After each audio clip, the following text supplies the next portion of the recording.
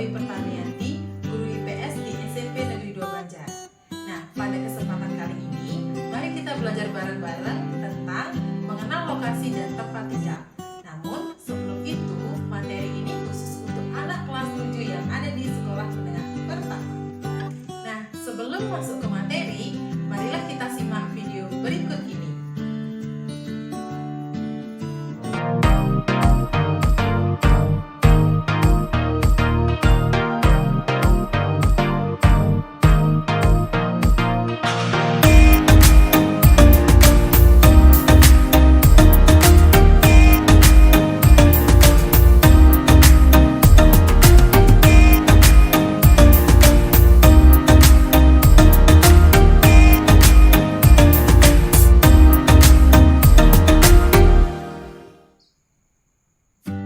Tujuan pembelajaran pada video kali ini, yang pertama, anak-anak dapat mengetahui tentang lokasi, kondisi wilayah Indonesia, cuaca dan iklim, dan yang terakhir, anak-anak dapat mengetahui tentang kondisi geologis.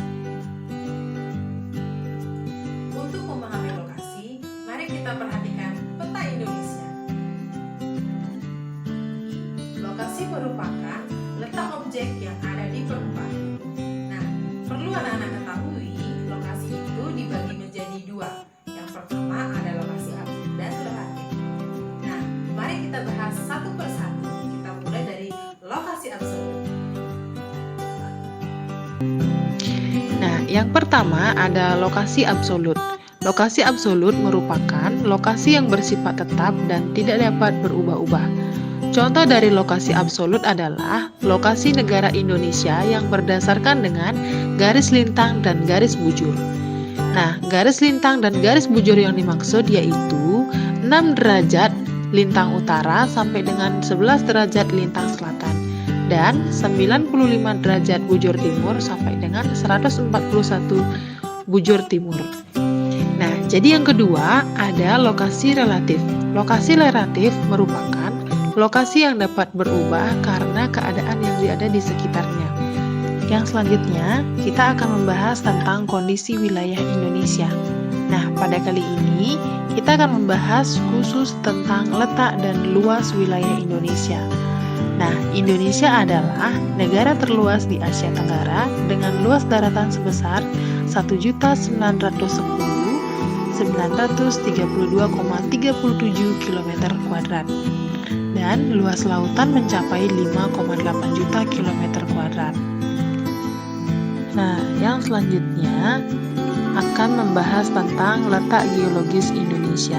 Nah, jadi di sini dijelaskan secara singkat, letak geologis merupakan letak suatu wilayah berdasarkan struktur dan komposisi batuan yang membentuk bumi.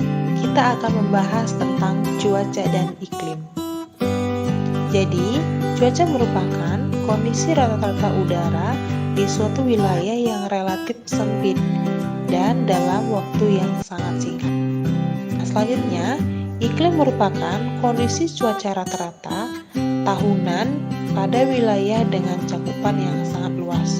Nah, contoh dari iklim yaitu Indonesia beriklim tropis. Nah, di sini terdapat 5 unsur cuaca dan iklim. Yang pertama yaitu penyinaran matahari, suhu, kelembapan, angin, dan yang terakhir ada curah hujan. Yang pertama, penyinaran matahari adalah lamanya matahari bersinar cerah yang dihitung dari matahari terbit hingga terbenam. Nah, di sini terdapat suhu. Jadi, apa yang dimaksud dengan suhu?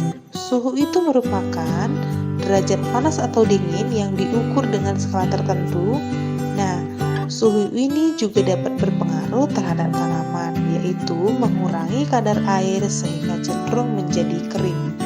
Nah, dalam unsur-unsur cuaca dan iklim yang ketiga terdapat kelembaban.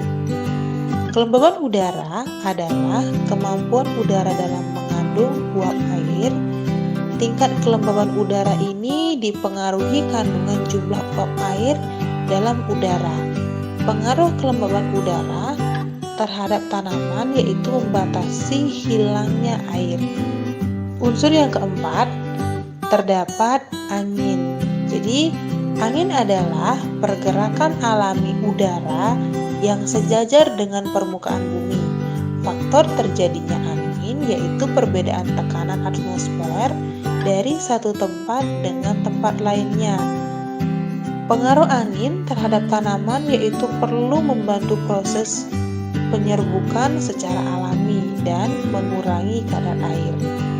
Pada unsur-unsur cuaca dan iklim yang terakhir, terdapat curah hujan.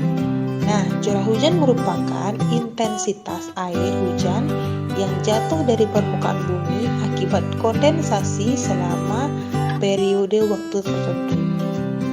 Pengaruh hujan terhadap tanaman yaitu dapat meningkatkan kadar air dan mengikis tanah.